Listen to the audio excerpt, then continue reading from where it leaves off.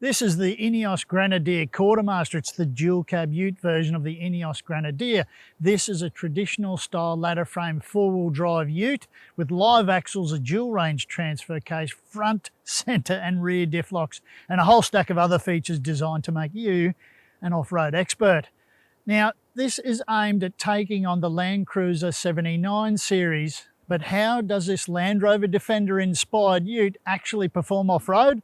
Well, that's what we're here to find out, so stick around. The standard Trial Master costs around $118,000, but that's before on-road costs. Our test vehicle has almost $15,500 worth of accessories on board, so that blows its price out to around $133,000. Standard features in this ute include a 12.3-inch colour touchscreen system, and that has wireless Apple CarPlay and Android Auto. There's also a driver display handily in front of the driver, and this cabin has Recaro front seats. Exterior paint choices for the Quartermaster include Britannia Blue, Scottish White, and the curiously named Magic Mushroom. For even more details, make sure you read my full written review at carsguide.com.au.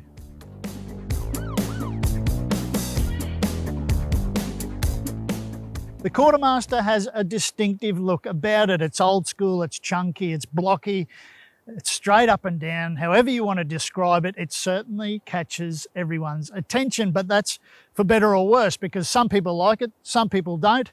I happen to fall into the crowd who actually like the look of the thing, and it pretty much works overall.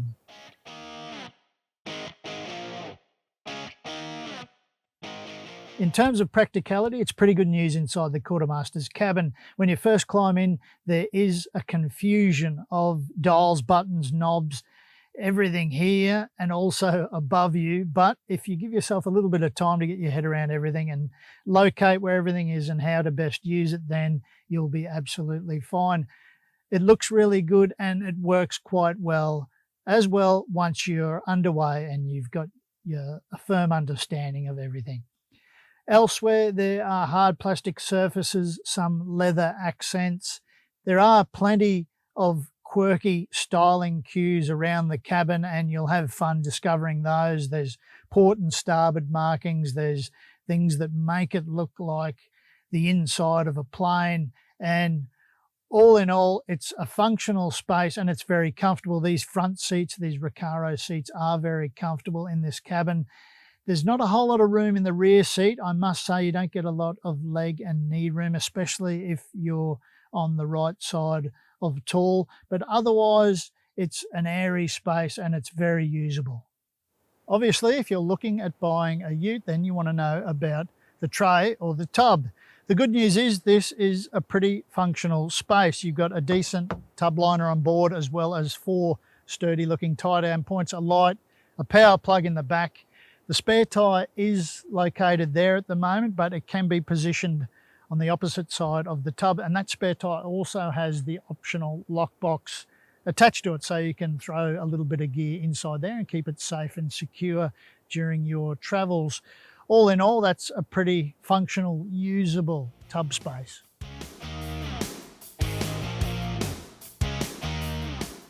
The Ineos Grenadier Quartermaster is available with either a 3-litre inline 6 turbo petrol engine or a 3-litre 6-cylinder turbo diesel engine. Both engines are sourced from BMW. Our test vehicle has the diesel engine and as such it produces 183 kilowatts and 550 newton meters. It has an 8-speed ZF automatic transmission, a dual range transfer case with high and low range 4-wheel drive, as well as a front, centre and rear diff lock. This is a nicely refined engine and auto combination and it offers up a decent punch of power and torque across a broad rev range when needed.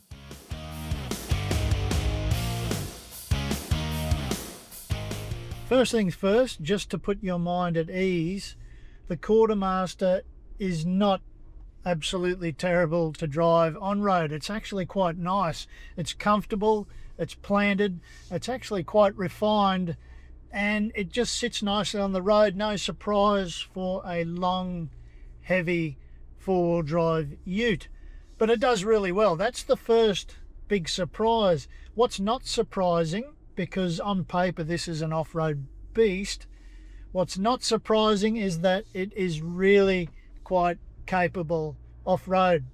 It has 3 diff locks, front, center and rear.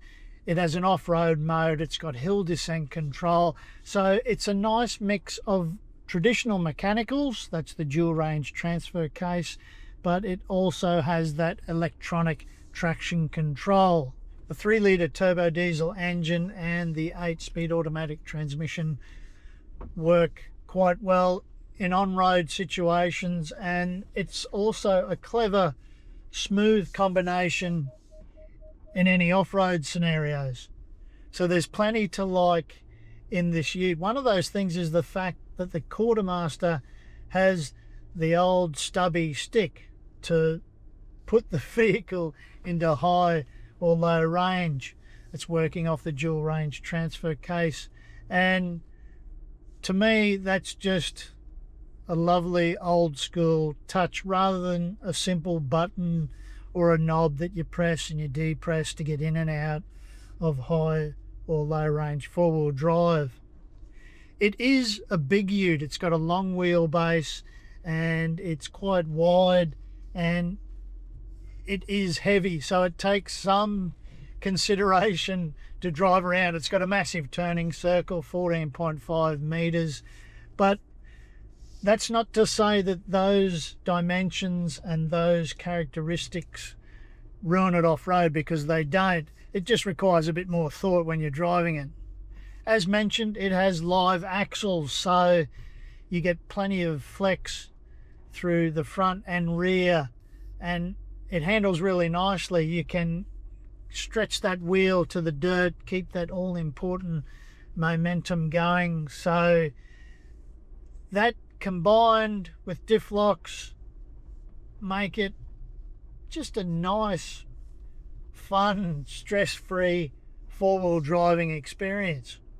And its tyres, this TrialMaster gets the BFG KO2s, and where usually you get into a contemporary ute and the tyres may not be what you exactly want on it if you're going to use it as a off-road vehicle or as a remote area touring vehicle.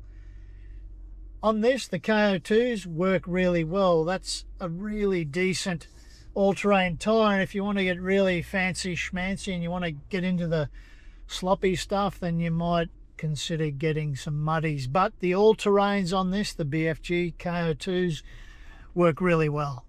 It has to be said though, if you haven't spent a lot of time or any time in vehicles like this, like the Toyota Land Cruiser 79 series, or of that sort of ilk, big, long, old school 4-wheel drive utes, then you may have a bit of an issue with the steering. It is quite slow. There is a lot of play to it, especially off center. It does feel a bit floaty, and it takes a lot of effort and a lot of micro corrections when you're driving it to keep it on track and to keep it going where you want to. But the thing is, I like that. 4-wheel driving should be an immersive experience. You should be always directly involved in it, and in this thing you are. There's plenty of power and torque across a nice rev range, and there's also plenty of torque down low, which is where it is really important in a 4-wheel drive.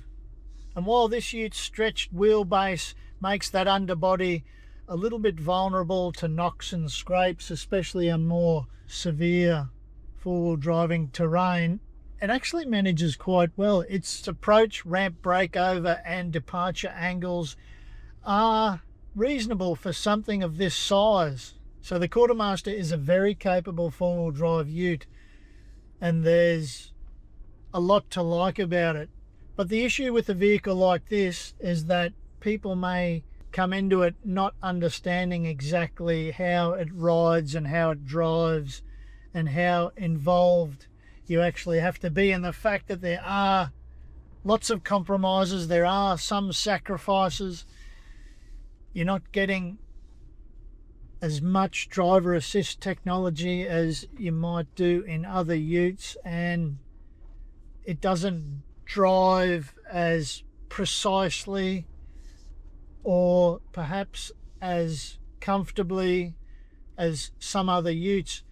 But that's missing the point, because this is all about that all-encompassing experience. And if you get in one of these things, you have to be all in. In terms of towing capacity, the Quartermaster offers 750 kilograms unbraked and 3,500 kilograms braked, and that's pretty much standard for the mainstream dual cab ute market.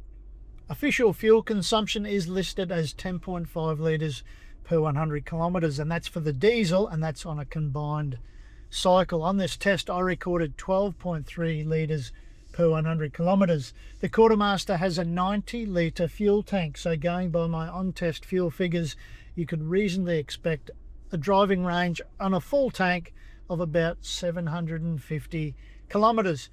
But be aware, there are auxiliary fuel tanks available for the Quartermaster, and that could take your fuel capacity into the realms of remote area touring.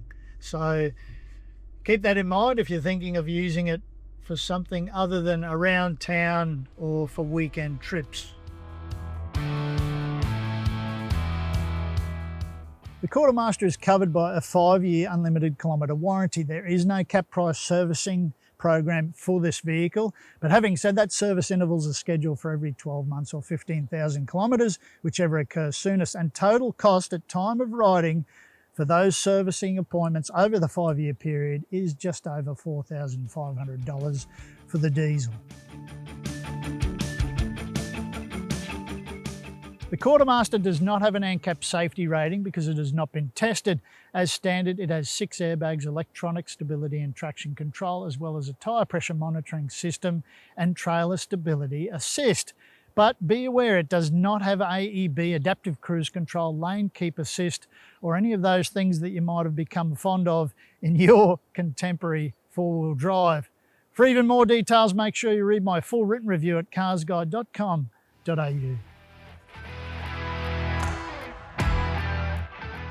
The Ineos Grenadier Quartermaster is best regarded as a charming old school oddity in a contemporary market awash with vehicles that can seem very, very similar.